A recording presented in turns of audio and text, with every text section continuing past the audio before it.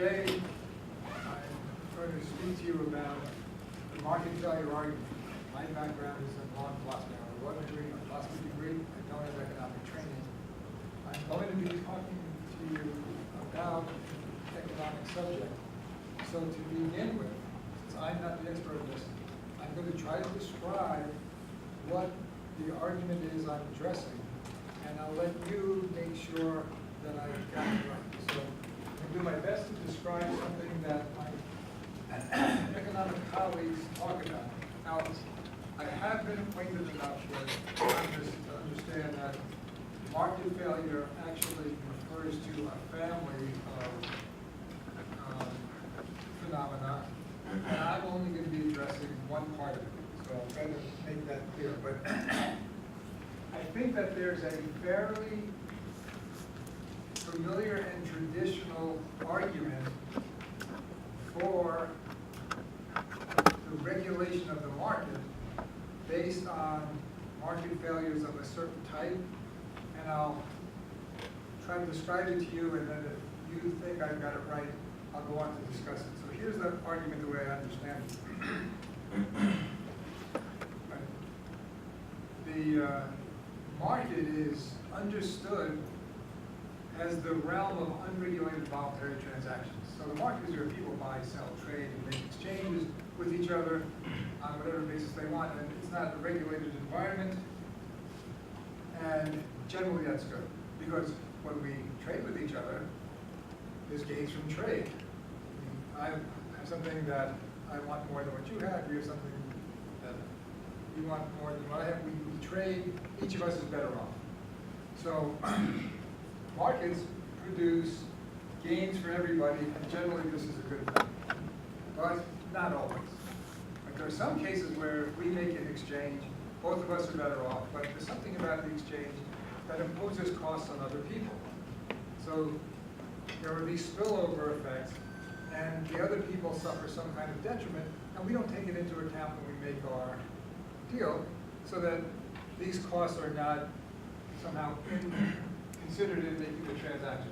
So people want to have nice linen shirts, and I have a factory that manufactures it, so that if they give me the money, I'll give them the shirts, and everything's fine, except my factory puts out smoke through a smokestack, and the smoke puts out particles that lands on other people's property, and that makes their property less worth, and they're suffering a detriment, and we don't consider it. So that these spillover effects are something that isn't captured by the market transaction. If I understand it correctly, I'm calling them spillover effects. You can refer to them as social costs of the private transaction. So there are social costs of the private transactions that impact others. And if I want to become a real economist, I'll call them negative externalities. They're external to the transaction, and this is a bad thing. So what we would like is a market that allows people to trade whenever it's beneficial overall. When all parties consider there's a gain.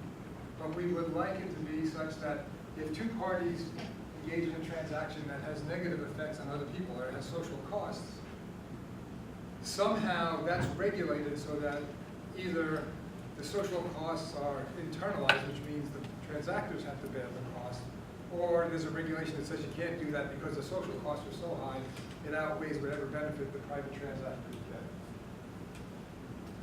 And the externalities, examples of negative externalities could be pollution, which is an example I just gave. Perhaps more relevant to the talk today, unsafe products. I make a car, I manufacture a car that's got defects in it, I sell it, people buy it, and it's fine, but the problem with it is it tends to cause a lot of pedestrian deaths. Well, the driver and the seller, we're not thinking about that, so there's a lot of pedestrians that are injured, and we're not taking that into account. So it could be pollution, unsafe products, it could be cultural degradation. Right? If you have set up Disney World in Paris, you're somehow degrading French culture, and that's not taken into account. And so these are examples of social costs. And then the solution for this is you have legal intervention. So the law solves it. You regulate the law regulates voluntary transactions to serve the public good. the legislation is designed to internalize negative externalities or to privatize the social costs. So then the legislation is seen as the remedy for market failure. And the reason why we want to regulate the market environment is to deal with these unfortunate cases and make it so that we get optimal result overall. Okay, so that's my attempt to capture this version of the market failure argument. So it's about negative externalities. I'm not talking about public goods or anything else. Does that sound right to you? Does this sound like a good description of the market failure argument as you understood it? And if you haven't encountered it before, did what I just say make sense? So it's not going to be that I'm getting the economics wrong. Okay, if that's the case, that's the argument I want to address. And I'll make a confession. I have a background in law and philosophy. I wasn't trained in economics. And when I first encountered this argument, my confession is it just sounded crazy to me. This made no sense to me. Perhaps the reason why it made no sense is because I had been in law school before I encountered it. And I'll try to explain why my having gone to law school made this argument sound crazy. But first, I wanted to pick what I see as the, I'll get to this in a minute. So this argument sounds crazy to me. For a lot of you,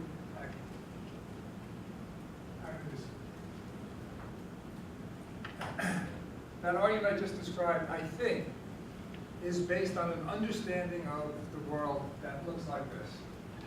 So what's the relationship between the law and the market that's embodied in the market failure argument I just described?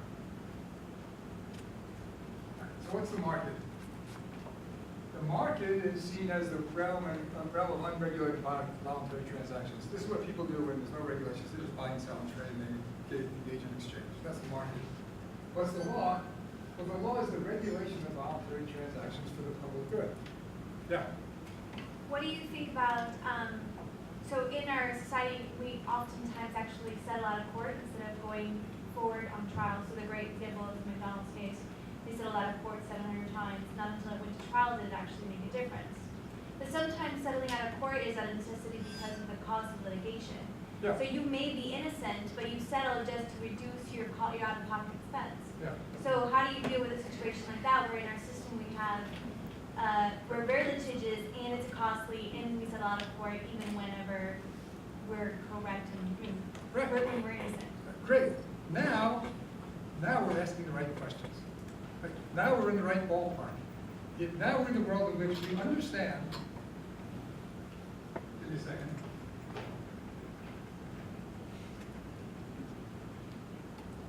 Okay. Now we understand that the market has a built-in regulatory mechanism. And it's a really good one. And what we have to do is get that working right. How do we get it so that that's not too expensive for people to use, that the transaction costs are not too great? How do we reform the system that already exists, that's not politically controlled, so that we get closer to the optimal level of regulation and the optimal costs, as opposed to the way we're off? That's the right question. The wrong question is, how can we get government to come in and regulate things, because otherwise there'll be negative externalities floating around all over the place? That's a nonsense question. Yeah, it's a good question. There's a lot of interesting things we should do about tort law. In my mind, the reforms of the last 50 years have taken it in the wrong direction. The common law was almost dead on. Since then, we've done things that suggest we can do better than the common law. They've all failed. I'd like to go back to contributory negligence and get rid of this comparative negligence rule that gave us the Stella Liebeck case. But that's the question we should be asking.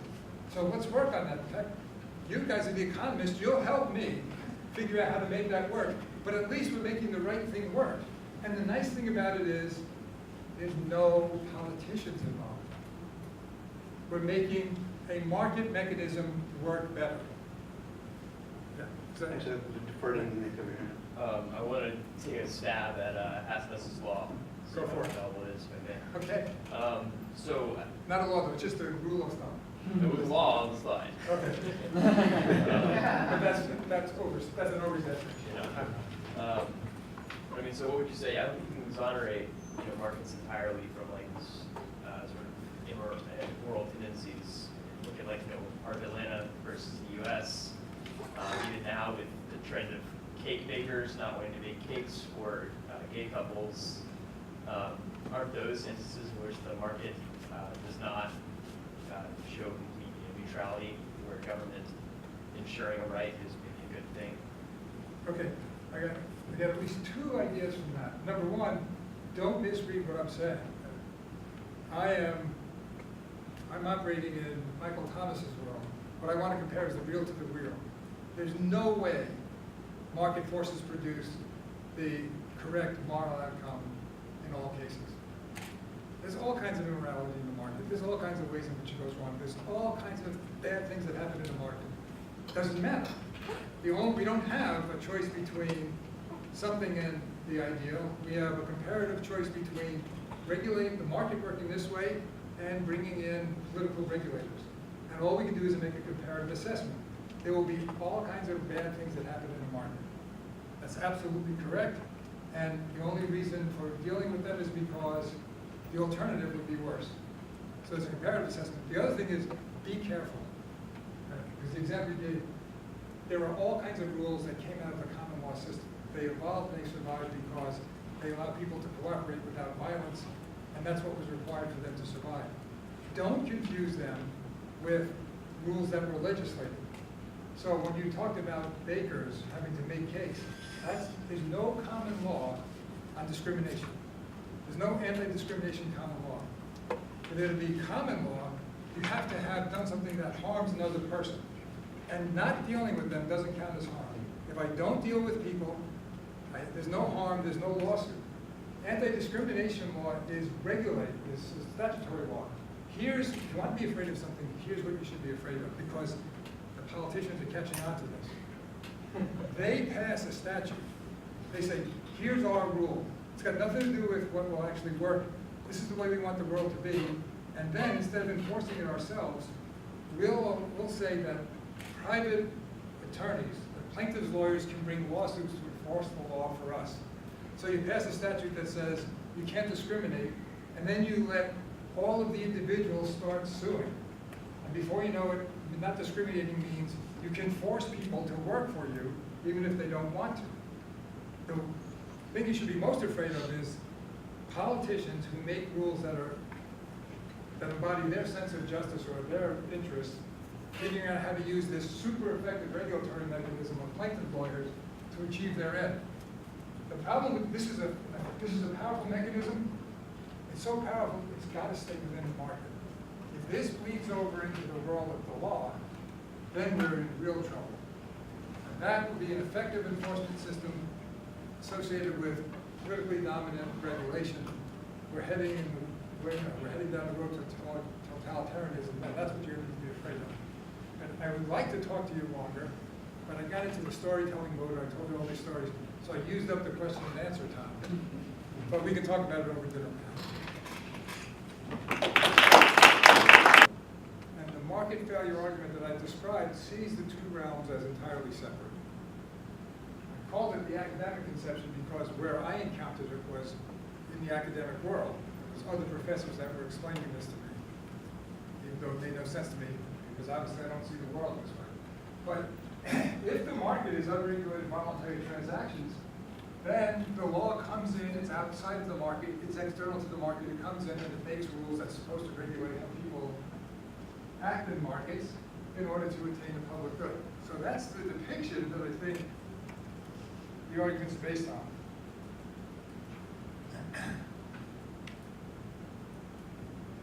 I'll suggest to you today that I think, let me think about this. I'm going to go back one slide. The reason why I have this, I was going to skip it, but the reason why I have this is I think it explains why many people have this view of law in the market. I'm hoping that, even though you're younger than me, this is still something that seems familiar to you. Let me see if you recognize this.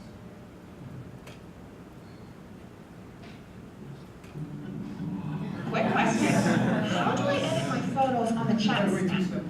I Does anybody recognize this? Yes. Yeah, absolutely. You sure gotta climb a lot of steps to get to this Capitol building here in Washington. But I wonder who that sad little scrap of paper is. I'm just a bill. So did anything get this when you were kids in elementary Yeah. school?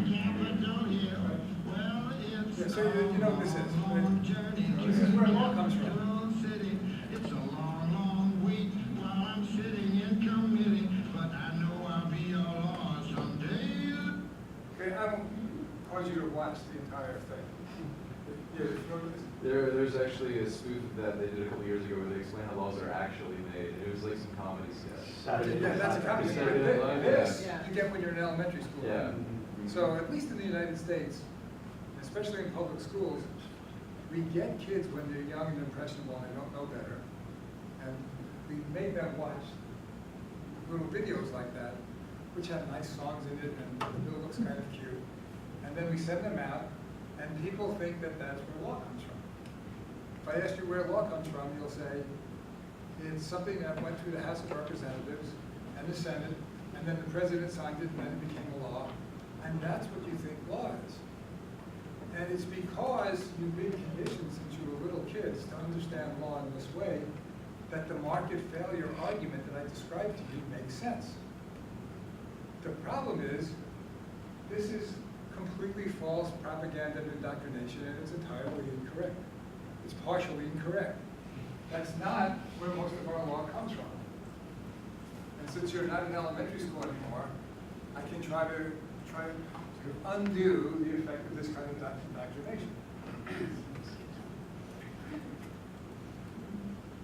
So you are familiar with that. That view of law, that law comes from bills that pass through the Senate and the House and are signed, because that's what makes you see law as a completely separate realm from the market. But in fact, that's a gross misrepresentation of where law actually comes from. The vast majority of the law that governs our commercial society, the vast majority of the law that we live under, doesn't come from legislatures. It never came from legislature. It's not something that was passed by politicians. Most of our law came from what's called the common law. So I'm going to have to give you a little background in legal history in order to make this argument make sense. I'll suggest to you that there are actually 3 types of law that are part of our legal system. The first type is the one you're familiar with. It's the one you got from that Schoolhouse Rock video. The first type of law is legislation. Legislation is law that's created by the actions of political representatives. In our system, it's law that's created by the actions of elected representatives. But it's law that's consciously created by people who have political authority to make law. That's legislation. And some of our law consists of legislation. The other 2 forms of law are customary law and common law. Customary law is law that arises from human interaction. Human beings live their lives, they come into conflict, they have problems, they figure out how to solve it. If they find a good solution, they repeat it often enough, pretty soon they know how they should behave, and the customary rule of law evolves through natural types of causes. So I'll illustrate the way customary law comes about with a fanciful story. Go back to ancient Anglo-Saxon times. In England, where people are living a fairly agricultural existence, there are neighbors. Farmsteads are separated by a hedgerow. They're friends, they play poker at each other's house every Saturday night. But then, one time, Alfred and Ethelred, one time Alfred's cow breaks through the hedgerow, goes onto Ethelred's property, eats up all of his vegetables, and the problem is, there's not a lot of prosperity at this time. Ethelred needs the food to get through the winter, and it's gone, and now Alfred's cow has done that, and they have a dispute. So there's a conflict, and Ethelred's a little upset by this. So what do? Well, at first, maybe they start fighting. Give me that kid. Who knows? They start fighting, they pull out the swords, they're fighting. That's not a good solution. So Instead, people in the neighborhood say, don't fight, let's figure out what we should do about this. And solutions are suggested. People suggest different kinds of solutions. In fact, the practice at the time would be to bring disputes like this before the community at a meeting of the community, and then people would try to solve the problem. So a suggestion is made, something like, well, why don't you give, Alfred gives Ethelred his son to hold hostage. Is that a good solution? Probably not. If it doesn't work, they keep fighting, you don't try it again. And after enough attempts, somebody will say, okay, what if we do this? Alfred, for the winter, you're going to have to supply Ethelred with milk or whatever your cow produces to help him get through the winter because your cow caused this kind of harm to him. And is that okay with you? Yes. Ethelred, is that okay with you? They both say yes, and they got a solution. Now, one of two things happens. It's a good solution. It actually solves the problem, in which case, pretty soon Alfred and Ethelred are playing poker at each other's house again on Saturday night. Or it doesn't work. It's not a good solution, and they're out there fighting each other with swords. Time goes by. The conditions don't change that much. These kind of disputes are going to come up again. Something else comes up. Somebody's goat knocks over something, and they have another one of these disputes. They're going to fight. They have to solve it. What happens? They get together at the public assembly. What should we do? Somebody says, well, why don't we make the person whose goat did the harm pay compensation out of whatever products goats produce? And the people at the community who have memory say, wait a minute, we tried that with Alfred and Ethelred and they killed each other, so that's not good, let's try something else. Or, yeah, remember that worked with Alfred and Ethelred, let's do it again. And this kind of institutional learning, trying solutions and finding out which ones work, and then repeating the ones that work, over time, turn into a customary practice. And before long, those are the rules of customary law that tell people how to live with each other, that solve problems. People living together solve problems by trial and error and figuring out what works and then repeating it. That customary law process is actually the source of much of our law. If I go forward in time to the time period in which England has now been centralized and it's controlled by the Norman kings. So it's a kingdom, there is a centralized authority. For reasons that are not really relevant to this lecture or would take too long, the king also has monopolized dispute settlement mechanisms, and he provides royal courts where things are settled. And what is called a common law is the rules of law that come out of the royal courts. That's what that means, because the royal courts were common to the entire realm. But the king and the government doesn't make the law. The law is the customary law. The disputes are just settled in the royal courts. So whatever rules of customary law come out of the royal courts is known as the common law.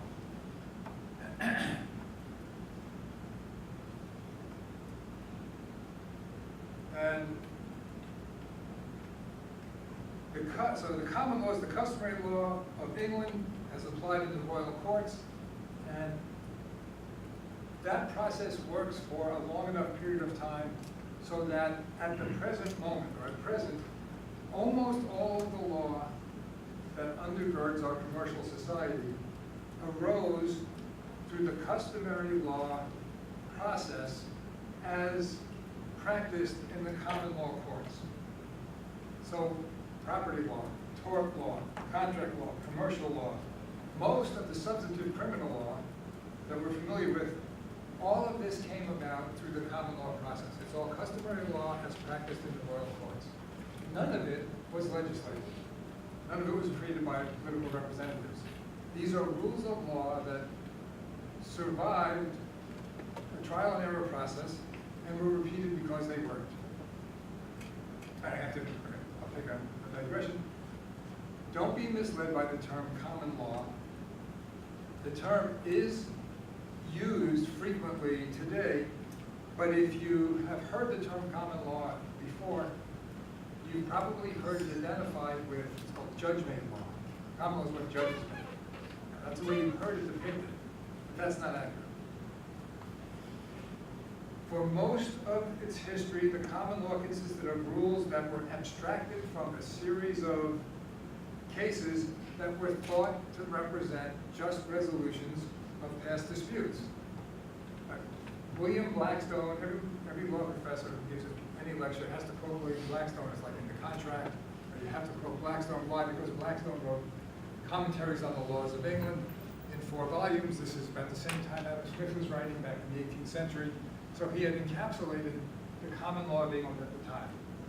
Now, I don't cite Blackstone because his depiction of the law is authoritative. I cite him because he's representing what the people at the time, the lawyers at the time, understood the law to be. So here's his definition of the common law. And it's, common law is, quote, general customs, which are the universal rule of the whole kingdom, and form the common law in its stricter and more usual signification. So the common law is the customary law of England where the customs apply across the entire realm. The common law is case-generated law, or law that arises from the settlement of actual disputes. The common law encompasses the customary law as well as the law that evolved in the traditional common law courts. That's an appropriate way of describing it because much of English common law, especially tort, commercial law, consists of the older customary law that's incorporated within it. And common law is the law that evolves over time from the settlement of disputes.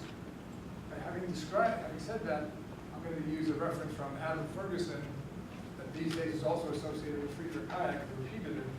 But in contrast to intentionally created legislation, the law that is made by political representatives, common law is law that is the result of human action, but not the execution of any human design. Nobody makes the common law, but it results from human interaction. So this is rules of law that are the result of human action, but not the execution of any human design. And that's most of our legal system. Right. That's the abstract. Let me illustrate it with some examples from my expertise. At Georgetown, I teach torts. I'm doing this right now. It's the beginning of the semester. We always start with the intentional torts. Negligence comes later, the intentional torts. So the first torts we talk about are assault, battery, false imprisonment, trespass. But we do assault and battery. And the students learn about it. So here's what they learn. What's a battery? A battery is an intentional, harmful, or offensive contact with another person. So it's got to be harmful, offensive contact. I have to intend to make a harmful, offensive contact. That's a battery. What's an assault? Assault is the intent to cause somebody else to apprehend that he or she is about to be battered, is about to suffer an imminent battery. I assault you by making you think you're about to be hit. And then students go through the process, they learn what all the different cases are, they get the definition. When we get done with intentional torts, I stop them, I say, now explain this. Why are these the rules of law? Why are assault and battery and the others defined the way they're defined? And my students, being products of the 21st century, they think they were all raised on the schoolhouse rock thing. That's what they thought law was. So they think law is explained by some kind of rationalistic process that human beings would create. And they come up with all kinds of proposals like, well, this must be designed to discourage people from doing immoral things. It's to make people not, we don't want people to do immoral things. So, well, what about assault? Or assault, if somebody's not looking and I throw a spear at him and miss and he doesn't know it, it's not an assault. Because there's no apprehension of an imminent battery that I wasn't aware. But isn't it immoral to throw spears at people? Yeah. Well, then assault, that can't be. Okay, so what else could it be? Well, it's to protect individual rights. So that's what it's all about. Okay, really? Let me see. A battery consists of a harmful or an offensive touching. Do you have the right, an individual's right not to be offended? The problem is that that's not such a clear answer anymore, but at least in the past, people would say, no, there's no individual right not to be offended. Okay, can't do it. And they go through this entire process of trying to reason or find some kind of rationale that a legislator would make in having these rules of law. And at some point, finally, we stop. And I refer them to the cases they've read. My book, the first case on battery, I think, is 1704. The first case on assault is in the 14th century. It's a long time ago. What were the big social problems at that time? Now, back then, physical security was an issue. What people needed more than anything else was not to be worried about being physically harmed. What was the social need at the time? Something that would discourage violence. And if you see that as a social need, when disputes arose and it was settled by, at the time, communities or juries, how would the juries tend to try to settle the disputes? Well, they like rules that discourage the use of violence, not try to figure out assault and battery. Okay, battery is a harmful or offensive contact. If I go up to somebody and I punch them right in the face, how are they likely to react? With violence. Okay, fair enough. If I go up to somebody and I simply flick their lapel at the same time I cast aspersions on that person's mother's sexual behavior, how are they likely to respond? Violently, because insulting contact produces violence just as much as a harmful contact. And what you want is rules that discourage things that provoke violence. So the law of battery evolves to prohibit harmful or offensive contact. It's not that you have no right not to be offended. It's that offensive contact produces a violent response, and that's what we want to discourage.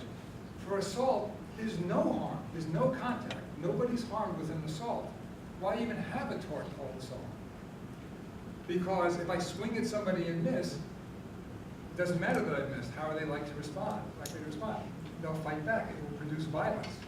On the other hand, if they're not aware that I tried to attack them and I miss, how are they likely to respond? They don't respond. Nothing. The rules are you can explain the rules because they're the rules that tend to discourage violence and make it so that people have to interact with each other peacefully. Self-defense is a defense to torts. What's the incentive in defense? If you know that you're allowed to strike back if somebody tries to hit you, that discourages people from hitting you in the first place. The reason why it's a defense is because it discourages violence. Consent is a defense to all intentional torts. Why? Because if you consent to whatever's going on, you're not going to respond violently. If somebody tries to beat me, I'll respond violently, unless I'm a prize fighter and unless I'm a football player. We were talking about this, and I want people to run into me and hit me, and then I won't respond with violence outside the rules of football, I guess. All of the rules of common law can be explained because they make sense given the needs of people in society. For hundreds of years, intentional torts were the kind that discouraged the use of violence. And then we got to the 20th century. And in the 20th century, we had reached such a level of prosperity and security that people actually started to be concerned with other people's feelings. Right? We weren't so worried about our physical security anymore. People started to think human beings shouldn't be intentionally doing things to others that were designed to cause them severe emotional distress. And if you do that, that should be discouraged also. Not just physical violence, but attacks on people's psychic tranquility, that should be actionable. And slowly, over the course of the 20th century, a new tort evolved called the intentional infliction of emotional distress. You can see that in one of two ways. It's simply that we've reached a level of security in which now other interests seem to be worthy of legal protection in the eyes of the juries who made the decisions. That's one way of looking at it. Another way of looking at it is we reached a stage at which we became so decadent and so decayed, and we're not rugged individualists anymore, that now we're panty waste, we have to have our feelings protected. And the law, it doesn't matter what the reason is, the law evolves to protect the interests that the members of society deem important enough. And it changes over time in order to channel people's behavior in ways of imposing disputes peacefully. That's what the common law is. That's just an illustration of where all the law came from. It's not limited to torts. Besides, in torts, there's negligence, trespass, nuisance, defamation, which I'll end up talking about. But this is where contract law comes from. This is where property law comes from. People make deals all the time. Sometimes they break it, things go wrong. What do? You can either fight each other with swords or shoot each other with guns, or you can follow the rules of contract law that tell you how to solve these problems without violence. Commercial law is the same thing. Commercial law goes way back. It was the law merchant. Not only wasn't it legislated, not only wasn't the merchant law legislated, for hundreds of years, England didn't have any commercial law. And in the 18th century, Lord Mansfield, a pretty smart guy, looked around and said, the law merchant works really well. It's so good, let's make it our law too. And they just took the law merchant and made it part of the law of England, and that became our commercial law. So almost all the law that makes our society work was not legislated. It's all part of this common law process. And so that's my history lesson. The common law is not all of our law. It's true, legislation is part of our law as well. Legislation is the other portion of the law. Legislation consists of general rules that are created by political representatives and then apply to all of the citizens of the jurisdiction. Now, if you've been trained on Schoolhouse Rock stuff, and you went to elementary school in the United States, you know that legislation is good and you know why it's good. You've been taught what's good about it. Because you've been taught democratic theory. Democratic theory says that legislators represent the will of the public and they enact measures that are designed to achieve the public good. If I had let that video go longer, it would explain, that Bill sitting there, he explains, well, the legislator back home found out that there was this dangerous intersection and something had to be done about it. So to protect the public interest, he created this. It's all about how the legislator is acting for the public good. I mean, that video doesn't just tell you where law comes from, it also gives you this understanding of democratic theory. So, legislators represent the will of the public and enact measures designed to achieve the public good. And you're supposed to believe that, and you can believe that if you want to, it's fine with me. If I don't believe it, that's fine. Michael talked to you before about public choice. But public choice reasoning casts some doubt on that depiction of legislation. I'm not the economist, it's not my job to represent public choice. Instead, I'll tell you a story. I mean, the public choice people basically are pointing out that political representatives are responsive to political interests and not to the general interest, not to the public good, but they're responsive to political interests. There's a lot of examples that are given to illustrate this, and I'm going to resist all of them. I won't talk about Obamacare, the health care bill. I won't talk about the Clean Air Act. I won't give you any of the examples. I've got economists to do that. Instead, I'll tell you a story. This is getting to be an old story now, but I still like it. Back in the 90s, in the first part of the Clinton administration, the Democrats were controlling both the House of Representatives and the Senate. And the Senate Majority Leader was a guy named George Mitchell. And the interesting thing about this senator is he was highly respected by all parties. The Democrats respected him, the Republicans respected him. He had a reputation for great integrity. In 1994, he retired from the Senate. His reputation for integrity was so high that Major League Baseball recruited him to be their commissioner because that's what they need, a commissioner with a reputation for integrity. He didn't take that job. Instead, he went to Northern Ireland and he helped negotiate peace agreements in Northern Ireland because he had this reputation. Since then, he's been trying to do the same thing in the Middle East. This is a well-respected man. And he was a politician. He was a politician, he represented Maine. And the reason why I'm telling the story, in 1994, when he was retiring, he was interviewed by National Public Radio. I remember listening to it. And they're doing an interview with him and asking him all these questions about what the job of being Senate Majority Leader is like. And at one point they're saying, look, you have to deal with all these personalities. There's long hours, you're away from home. What makes the job worth it? And George Mitchell tells the following story to explain it. He says, well, I'll explain it this way. He represents Maine. in Maine, that's where paper mills, a big industry of paper mills, they make new paper. That's an important industry in Maine. He says the Clinton administration had a proposal by executive order. He was going to require all branches of the federal government only to use recycled paper. And apparently, the judgment was that this would be good for the society as a whole. I guess it would be environmentally better to be using recycled paper than new paper. So this was something that was in the general interest. But I represent Maine. And if the federal government uses recycled paper, then there won't be as good a market for our product, and some of our power plants might have to close up and people would lose their jobs. And he said, and then after because of my position of authority, I was the Senate Majority Leader, I could get the Clinton administration to back off on this. And then I was in Maine giving a talk at some event, and afterwards, he has his bodyguards, afterwards I'm walking out, and this man comes rushing up to me, and of course at first my guards thought maybe he was attacking me, but no, he had tears in his eyes, and he just wanted to thank me for saving his job. And his family was dependent on his work, and he saved his job, and he just wanted to thank me. And the official says, and that's what makes the job worthwhile. That kind of moment is what makes the job worthwhile. So here's a man who left the Senate with the highest reputation for integrity that there could possibly be, telling you all the truth, which is what makes the career of a politician worthwhile, is the ability to thwart the general good in order to protect your parochial interest.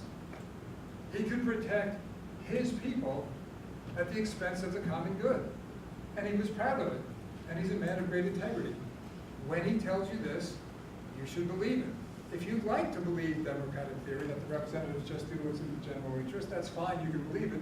But here's testimony from someone who's telling you exactly the opposite. Legislation protects the politically dominant interest and not the common interest. So I'm going to suggest to you that legislation should be understood as rules that reflect politically dominant interest. If I've been at all convincing, I'm going to switch it. I'll switch one more time. Now we'll go back. Now we'll talk about the market. This view of things sees the market as the realm of unregulated voluntary transaction. I don't know where that came from. As far as I can tell, nobody believes that there's a realm of unregulated voluntary transaction. This has got to be the figment of economists' imagination. If there's no such thing as the world of unregulated voluntary transaction, human activity is always subject to some form of regulation. One of the most powerful regulatory forces are our own ethical beliefs. Our ethical beliefs regulate how we deal with other people. You know, lots of us are trained that we shouldn't be lying, that cheating is improper. Our ethical beliefs restrict what we do to a great extent. More than that, more than ethical beliefs, customary practices. My father was a small businessman.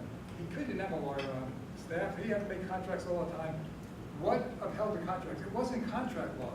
It was just understood in people he dealt with that if you shake hands on something, it's a deal. And if you don't honor your deals, people won't deal with you anymore. So customary practices and expectations was a strong regulating force. And I had a cousin, he used to work on the knife when there was a World Trade Center. The knife was a commodities exchange. I went and visited him one time. He's coming off, he's upset. It's Friday, he's coming off the knife, he's all upset. And when I watch him work, this is all he did for his job. He would go like this and make little hand signals and numbers. And he was making deals with other people. He comes off the knife and he's depressed and he's upset. And I went, what's the matter? He said, I just lost all my week's earnings. What do you mean? He said, I made a mistake.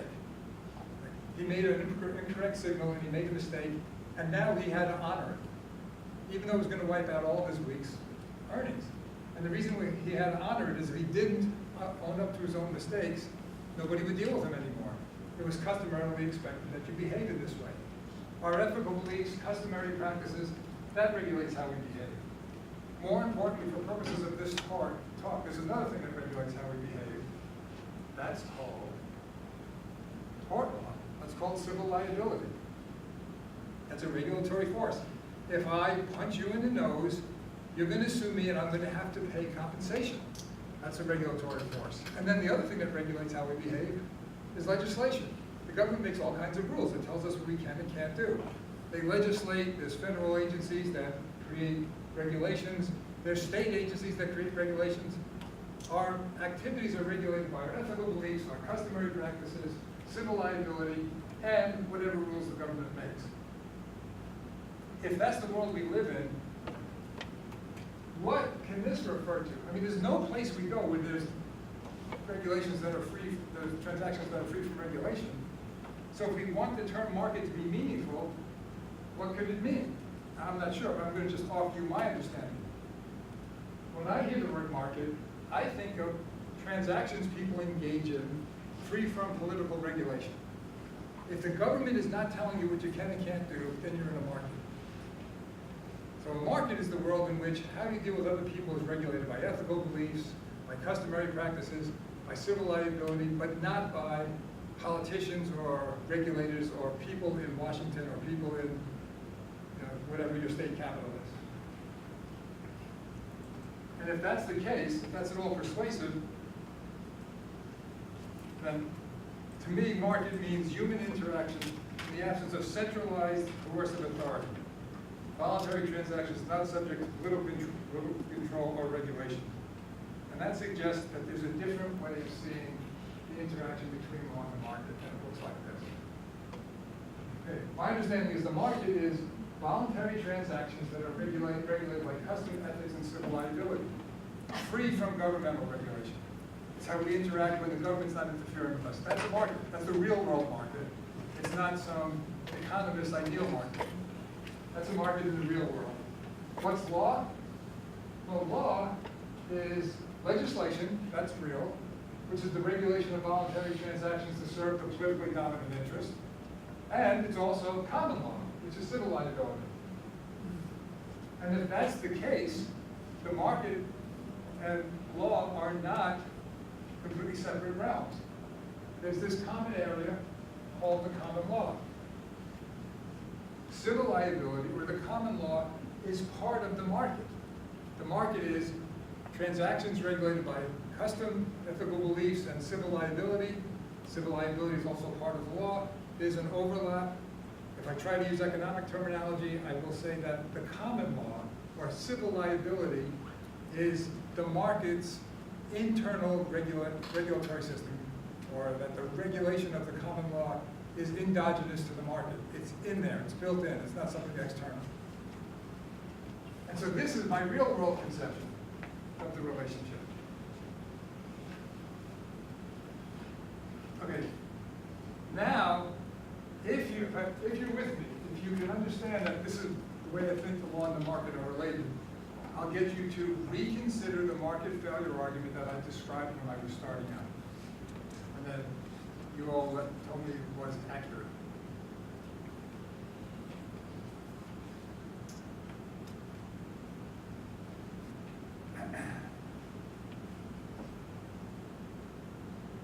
The market is the realm of voluntary transactions.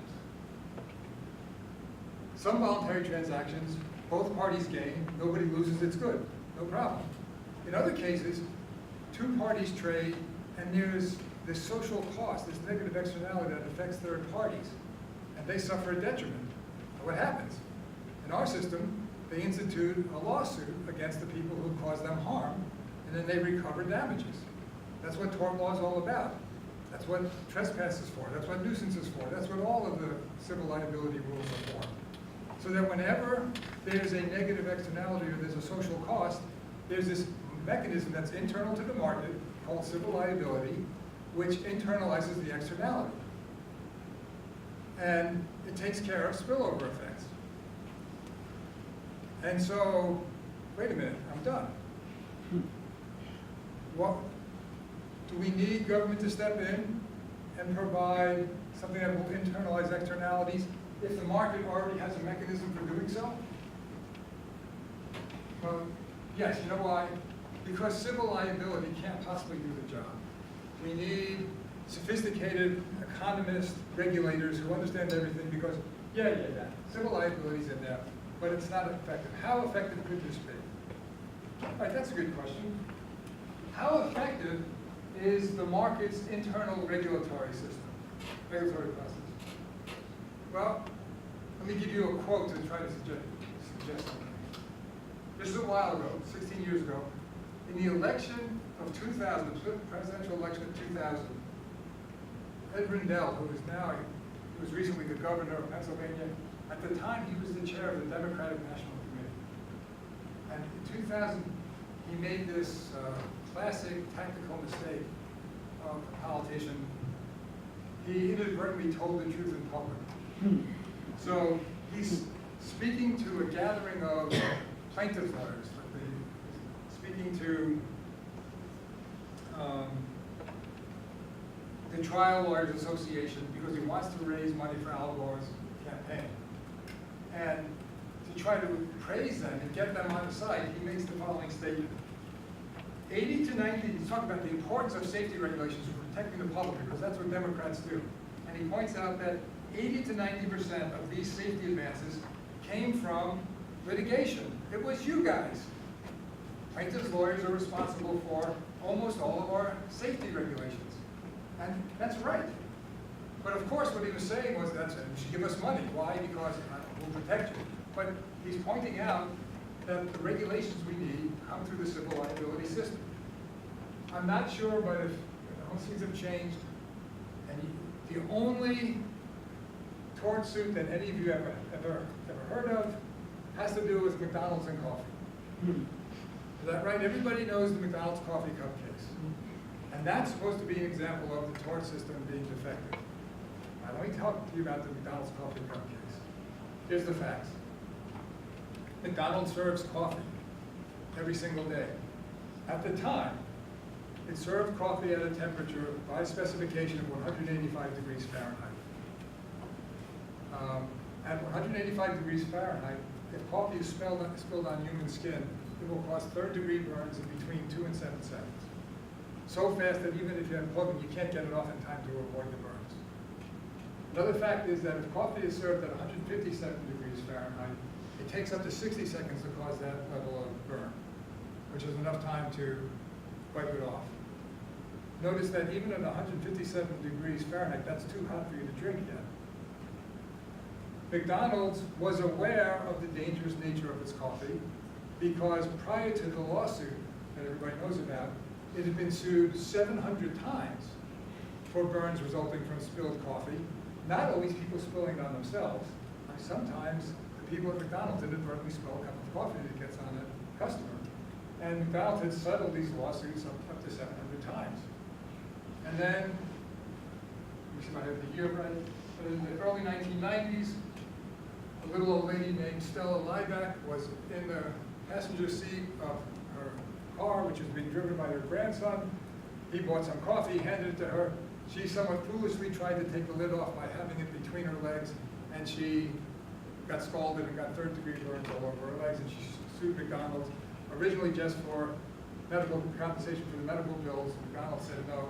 They took it to court, and in court, Stella Liebeck's lawyer argued to the jury the following. This is an unreasonably dangerous product. It causes third-degree burns in 2 seconds. McDonald's knows about it. They've known about it for years. They've been sued 700 times. They haven't changed their behavior. It's up to you to make McDonald's change its behavior. I suggest that you award my client punitive damages equal to the amount of profits McDonald's makes in 2 days. And the jury did. The jury did, and the decision was made one day. The very next day, I was driving into Georgetown in my car. I had the radio on. It was reporting on this, and the interesting thing about the report was it was NPR again. So you know it's not a conservatively biased show. This is sort of like the most liberal program you can ever have. And they have interviews, not with McDonald's, they have interviews with all of the different fast food places across the entire United States, and all of them said the same thing. We're serving our coffee at lower temperatures. And I have a letter from the lawyer who took the case. From then on, coffee was served at McDonald's at 157 degrees Fahrenheit, and as he put it, mission accomplished.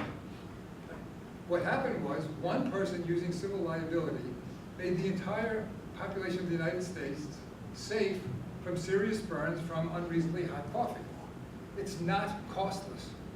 There's something that's lost. The reason why McDonald's wants to serve coffee at high temperatures, you can tell. I mean, why do they want to serve it at high temperatures? No, not those. They serve it at drive-thrus. So people are driving away with it, and it will stay hot longer. So later on, people will still have hot coffee. So that's lost. Now, if you go through a drive-thru, your coffee will get cold sooner. There's a loss to people and their convenience of having hot coffee. But every single one of us in the United States has just been made safer. My suggestion to you is, if you're interested in safety regulation, in effective safety regulation, this is the model you want. And the reason why this case is so vilified is because the woman was foolish enough to open it in a way that made it more likely that it would spill, so that she was herself contributorily negligent. And people say you shouldn't be able to recover for that. Personally, I agree with that. Completely different issue. The actual rules of tort law, as they evolved through the common law process, were such that if you were contributorily negligent, you got nothing. And today, Maryland, Virginia, D.C., and North Carolina are the last 4 states that still have that rule. So you all don't have that in South Carolina. But there are 4 states that still have a rule that says if you're contributorily negligent, you get nothing. And by the way, because she was contributorily negligent, her recovery was knocked way down for her own foolishness. That's not what's reported. At any rate, the question is, how effective is the internal regulatory mechanism in the market? And the McDonald's Coffee Cup case proves it's pretty darn effective. That's the kind of regulation that you want. This method of regulation, if you regulate through the government, then you have to have regulatory agencies, you have to have people running around doing investigations, you have to have enforcement mechanisms. What about if you regulate through the civil liability system? Who do businesses hate? Do businesses hate regulators? Or do they hate plaintiffs' lawyers? There's not a more hated group in our society than plaintiffs' lawyers. In fact, businesses are all in Washington. For the last 20 years, they've been in Washington fighting to their representatives. Why? They want protection against plaintiffs' lawyers. Tort reform is businesses lobbying to protect themselves against safety regulators. That's the plaintiffs' lawyers. This regulatory system provides us with an army of regulators. They don't have limited budgets. We have this cool thing called the contingency fee. Any poor person who gets injured because some corporation isn't being careful enough to make sure we're safe has a lawyer. You've seen the commercials at night, right? Science and Kirk. If you have a phone, you have a lawyer. Right? Call us up. And, what is it now? The ones that are on now are mesothelioma. Like, have you suffered from that? They're out there turning over every rock to make sure nobody is being harmed by the carelessness of rich corporations. There's an army of them, and you can't buy them off. You know, somebody comes forward with a case, you're forward, you pay a settlement. The next guy says, hey, Ford's paying. Then everybody's at, there's no way, you can't. We love regulators. I'll talk about that in a minute. You just get the right kind of bribes to the regulators, all of a sudden everything's okay, or you make the rules for them. But there's no way to buy off plaintiffs' attorneys. How effective is this type of regulation? It's so effective that businesses hate it. There's no public choice problems. You can't capture them. Last story. All my stories come from NPR. I always listen to the liberal media because then nobody can accuse me of like slanting things in the wrong way. NPR story. They had an interview with a guy. There's a Jamaican immigrant from Jamaica in New York City. And they were interviewing because he has this unusual job. Each week, he walks around the sidewalks of New York City looking down.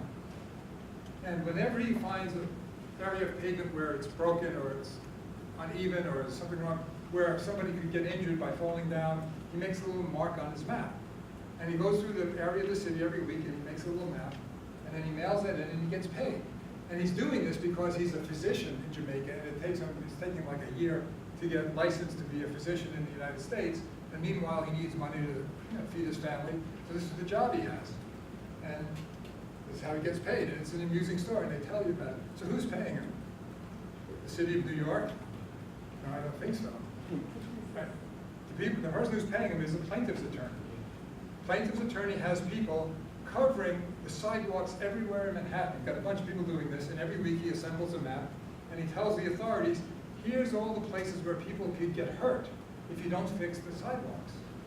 Because then if somebody gets hurt, and he brings a lawsuit, you have not only compensatory damages, but you can go for punitive damages because they knew about the dangerous area and they didn't do anything about it. Plaintiff's attorneys are out there protecting us all against every conceivable form of injury. That's not government regulation. You might complain about tort law. You can complain about tort law all you want. The complaint is not that it's not effective enough. The complaint is that it's way over-regulatory. Okay, so think about it. If the problem with our current system is the market's internal regulatory mechanism is too highly regulative, what happens to the market failure argument? I began by saying it makes no sense to me. It makes no sense to me. How can it be an argument to say we need the government to come in and internalize negative externalities if the market itself is already doing too effective a job of internalizing negative externalities? It just seems insane. And the thing that's the most insane is I constantly find people simultaneously arguing for the necessity for the government to provide safety regulation to internalize negative externalities simultaneously with advocating for tort reform. To me, their head should just explode. Right? We got too much regulation, that's why we need more. No, wait a minute. There's too much regulation, stop it. Oh no, we need some regulation because there's not enough it's nuts. And to me, the market failure argument seems just as insane. Now, I'm going to say that the market failure argument could be revised so that it's sensible. Here's a sensible version of the market failure argument. If there are negative externalities or social costs that are not effectively internalized by the common law civil liability system, then government regulation to internalize those negative externalities might be justified. Right? If you have the market and it's got this mechanism at work and it's doing its job pretty well, but there are some negative externalities it's not getting. There are some things that the market fails to capture. Then you have an argument to say that we should have regulation to deal with that. Yeah, then you do. That argument would make sense. But my challenge is, give me an example of that. Give me an example of something that's not dealt with by the civil liability system. What are examples of that? Right, to try to illustrate this, let me go a little further.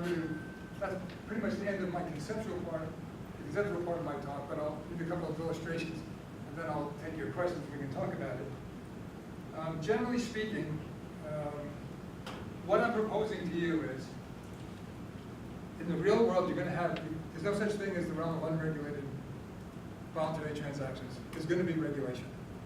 The only question is, what form of regulation do we think we want? What form is most effective? Your alternatives are regulation. There's always regulation by ethical beliefs and customary practices. If you want to talk about law, there can be regulation through civil liability or regulation through consciously created regulations by political agents and through legislation. Those are your options. You have to make a comparative assessment. Which one do you want to employ? So to make a comparative assessment, let's see what you would need to do to regulate through both mechanisms. Here's some steps in the legislative regulatory process. You want to provide for safety regulation through the governmental process. So what do? Sorry, the print is small. There's a lot of steps. propose a bill regulating individual conduct in order to protect the safety of the public. Okay. Then you got to deal with the bill's proponents and opponents lobbying for its passage, its amendment or defeat. If you get past that, then you set up the regulatory agency. Red space, hire staff, obtain an operating budget.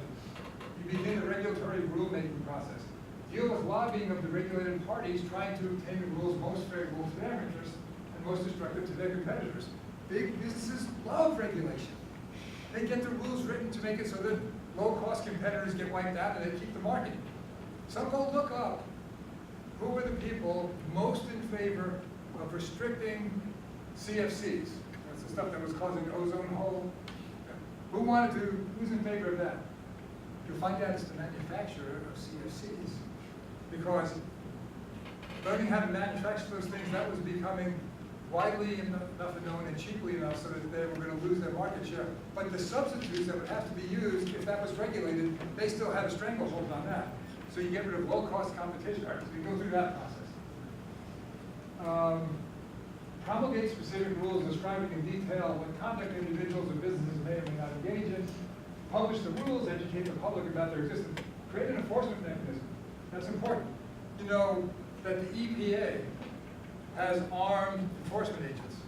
They go in with guns because somebody might be violating an environmental regulation somewhere. And then constantly monitor the regulated environment to determine whether changing conditions require new rules or the revision of old ones. So that's one way of regulating the environment for safety. You do it that way. There's an alternative you could use. That's the mechanism that works through common law civil liability. Here's that mechanism.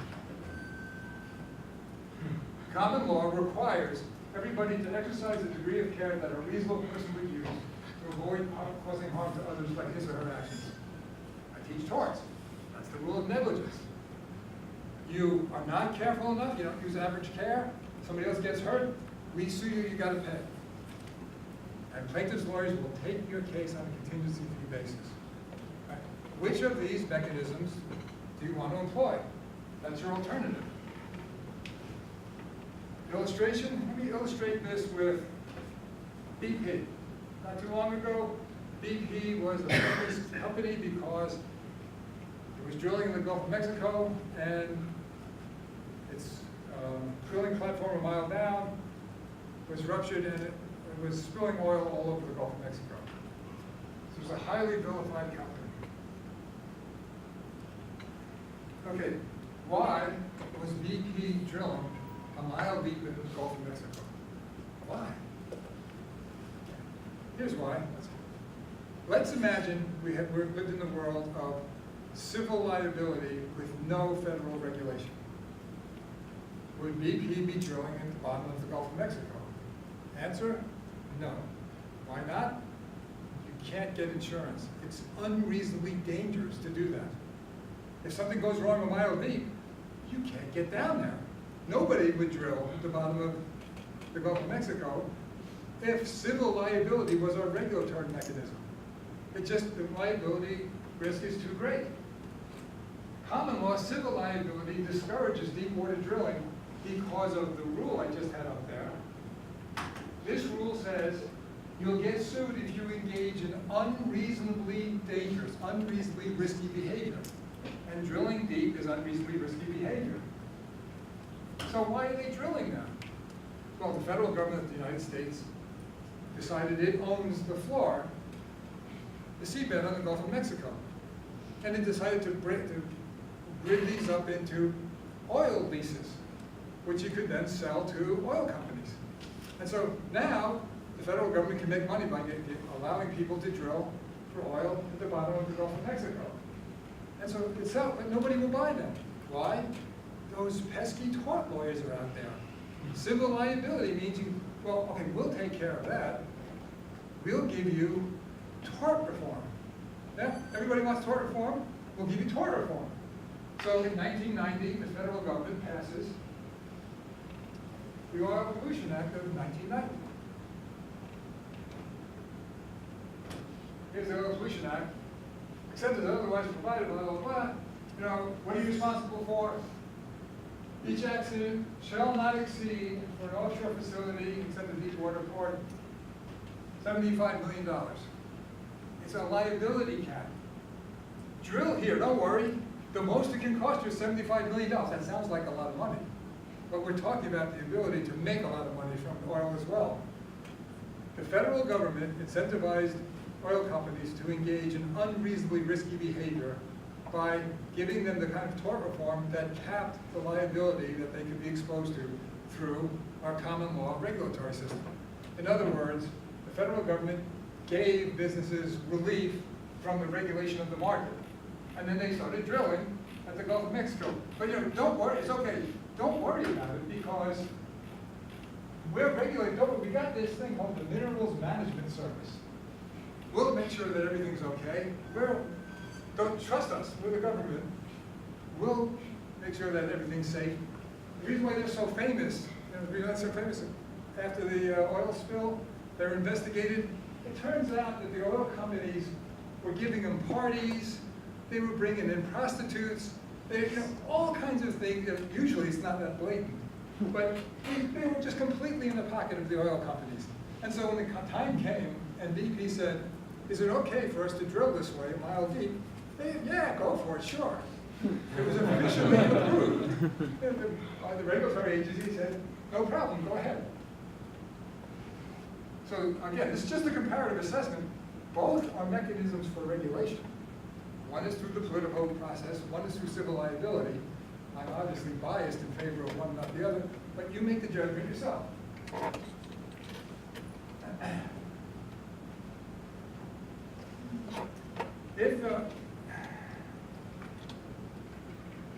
I'm going to finish this talk in a very serious way from there. Like sometimes it's hard.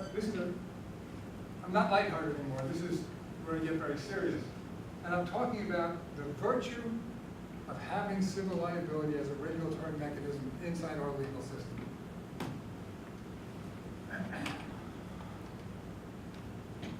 If you go back to the 1940s and the 1950s in the United States, in my opinion, there was a way in which that was a very dark time in the United States. If you were left-wing, if you were a socialist, if you were a communist, then the forces of the federal government and social forces were arrayed against you. It was very, very dangerous to be a communist at that time. Oh, wait, sorry. Let me give you this before I go there, before the story. This story, so I'll get to that in a moment. This story gives rise to, this is completely gratuitous, it's not part of the lecture, it's a freebie I'm giving out, it's my particular rule of thumb. They call it Hasnas' rule. If you want to know how markets work, look at legislation. If there's legislation on the books, that tells you markets wouldn't do it.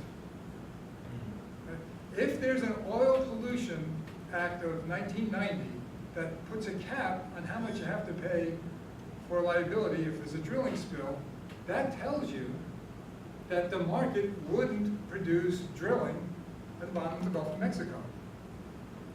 If there's legislation, it's on the books because people couldn't do it with that market.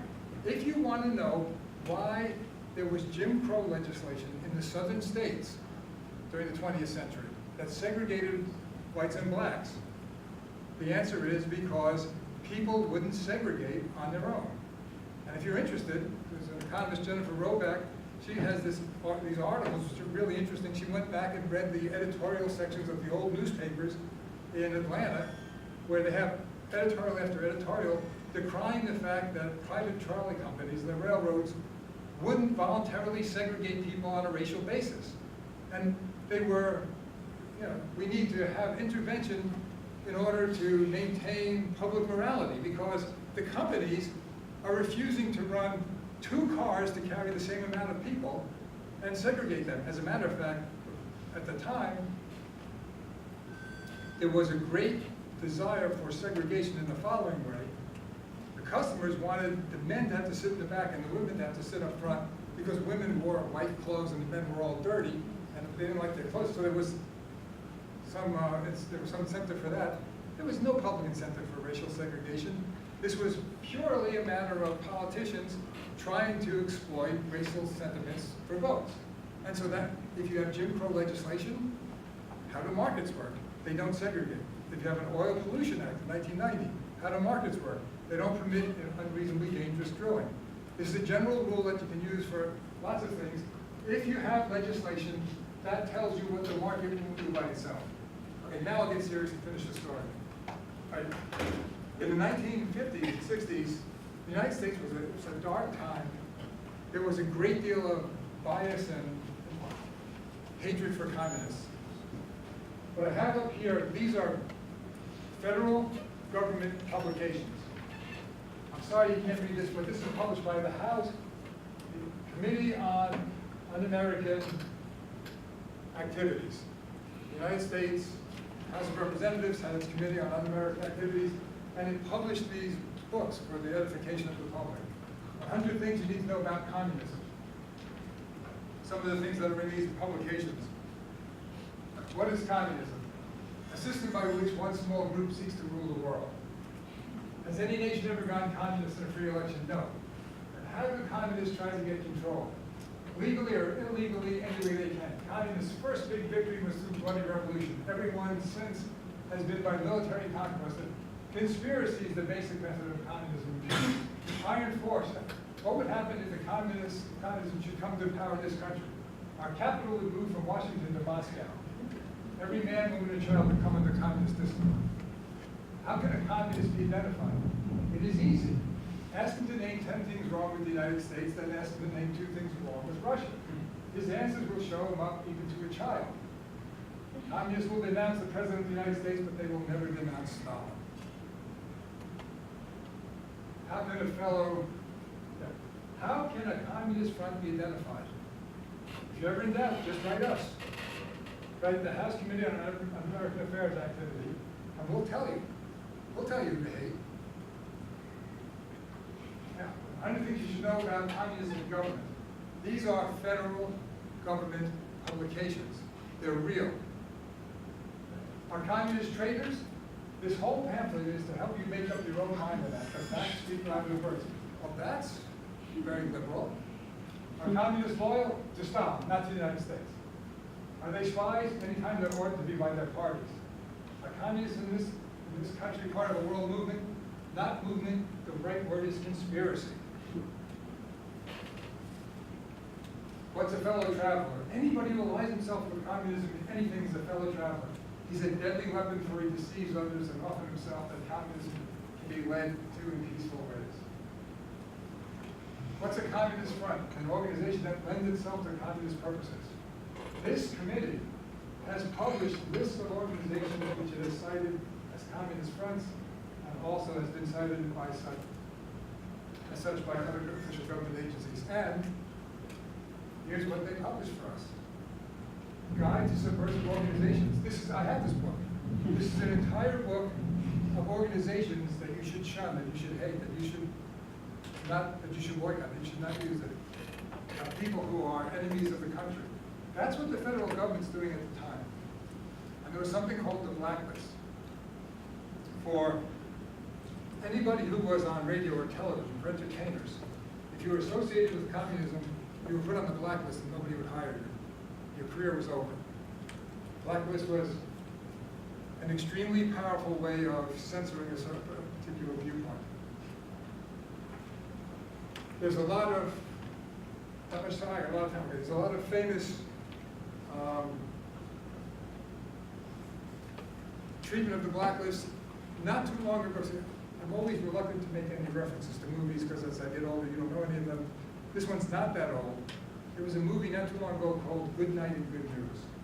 It was about Edward R. Murrow, who was a crusader journalist in the 1950s. And it recounted his efforts to expose the blacklist. He had a show on CBS. I forget what it was called now. It could have been he had a famous show on CBS, and he tried to expose what was going on. He was showing what was happening with the blacklist. He was making it public. And it makes Edward R. Murrow into the hero. But you should watch the whole movie. Because the movie ends, it was realistic, it was true to life. When the movie ends, his show is canceled. People in Washington called up William Paley at CBS and said, get this guy off the air. And he was gotten off the air. He didn't stop the blacklist. He started to publicize it. He didn't stop the blacklist. What ended the blacklist? One man and one attorney ended the blacklist. There's a man named John Henry Falk. He was a radio personality who told folksy stories on the radio. For those of you that are familiar with Garrison Keillor, the guy who does Prairie Home Companion, this guy was the 1950s version of Garrison Keillor. He had this folksy radio show. He wasn't a communist. At one point, he's accused of being a communist, and unless he does what they want him to, he'll be blacklisted. And he decides he's not going along with this anymore. This is unjust. And he's blacklisted. And he says, I'm fighting this. And he hired an attorney named Louis Neisser, very famous attorney from the 50s. And he said, I want to sue the people behind the blacklist for defamation. I'm not a communist. They're calling me a communist. It's false. It's damaging to my reputation. It's ended my career. I want to sue. And Neisser takes the case. It wasn't an easy case. It took over, now lawsuits take a long time. Back then they didn't. It still took over 2 years back in the 1950s to get this thing to trial. There were all kinds of impediments. He wasn't working at the time. There was stress on his marriage. There were all kinds of reasons why he should give up, why he should quit. It was an uphill fight. There's no guarantee he's going to win. But he just thought that this was an injustice that he had to fight, and he had an attorney, Louis Neisser, who was going to help him do it. And they brought the case all the way through the court system. In 1989, I think it was, there's a Paul Newman movie called The Verdict. Lots of people have seen it, you probably haven't, but it's an entertaining movie, I'll recommend it. At the end of the movie, The Verdict, there's a scene that most people, the critics, considered overly melodramatic. It was something that only could come out of Hollywood.